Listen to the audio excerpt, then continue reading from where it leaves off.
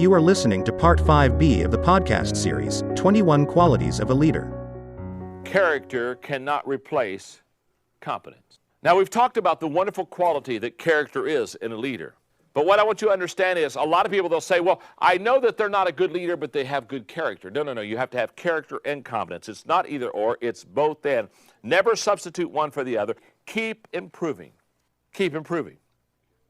Willa Foster said, quality is never an accident. It is always a result of high intention, sincere effort, intelligent direction, and skillful execution. It represents the wise choice of many alternatives. Andy Stanley, again, the next generation leader. The following questions are designed to help you discover your core competencies. Take a few minutes to do some personal evaluation. Questions such as, what do you do that is almost effortless from your perspective, but seems like a daunting task to others? In other words, you do it and it just seems simple, but everybody says, how did you do that? Or, in what areas do people consider you the go-to person? Or, what do you enjoy about your current job? What do you wish you could delegate? What do you do that elicits the most praise and recognition of others? What environments do you look forward to working in? What environments do you avoid?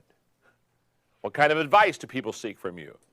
If you could focus more of your time and attention on one of two aspects of your job, what would they be? Those are great questions.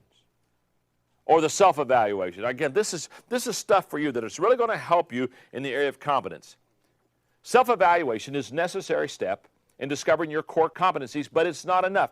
No one is completely objective about himself or herself. For that reason, you would be wise to involve other people in this process. Choose 2 or 3 people who know you well and who employ others and ask them to answer these questions about you.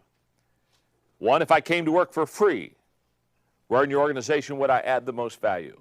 Where would you want me to focus my attention?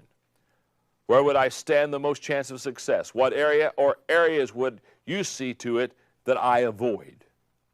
Or secondly, in my current work environment, where do you see misalignment between my core competencies and my responsibilities? Or 3, if you had an opportunity to advise my boss on how to better utilize me, what would be your advice? Are you aware of areas in my life where there is a misalignment between my passion and my competency? Great questions.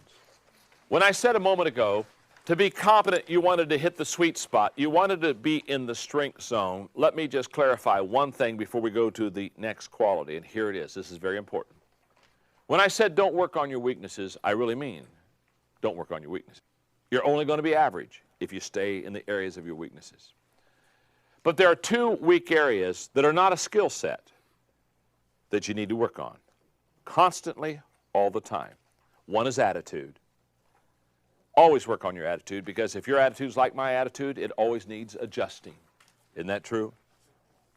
Always work on your attitude. That's not a skill set, by the way. That's an outlook. And secondly, self-discipline.